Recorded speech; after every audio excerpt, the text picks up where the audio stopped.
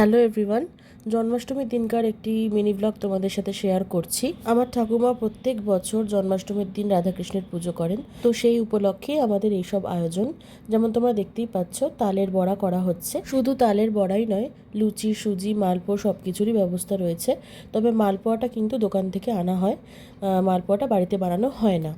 প্রতি বছরই আমি ঠাকুমার হাতে হাতে কিছুটা করার চেষ্টা করি, তবে ঠাকুমাও আমাকে হাতে করে সব কিছু এগিয়ে দিয়েছিল। তারপর আমি আস্তে আস্তে তালের বড়াগুলো ভেজেছিলাম। তারপর ঠাকুরকে ভোগ দেওয়ার জন্য লুচি সুজির আয়োজন করা হবে, সেই জন্য ঠাকুমা লুচির জন্য আটা মেখে দেওয়া সব কিছু ঠাকুমা করেছে, আমি খালি ভেজেছি, ঠাকুমা বেলেও দিয়েছিল। রান্না শেষে হয়ে গেছে কেলেঙ্কারি। আমার ধুম জ্বর আসায় আমি ঘরে চলে যাই, এবং তারপরে যখন ঠাকুরমশাই এসে পুজো করেছেন তখনও আমি জানতে পারিনি আমাকে ওরা ডেকেছিল, বাট আমি এতটাই ধুম জ্বরে পড়েছিলাম যে আমি উঠে যাওয়ার মতো আমার শক্তি ছিল না। তারপর ঠাকুমা আমাদেরকে প্রসাদ দেয়, আমরা প্রসাদ খাই। মিনি ব্লগটা ভালো লাগলে সাবস্ক্রাইব করে দিও। বাই।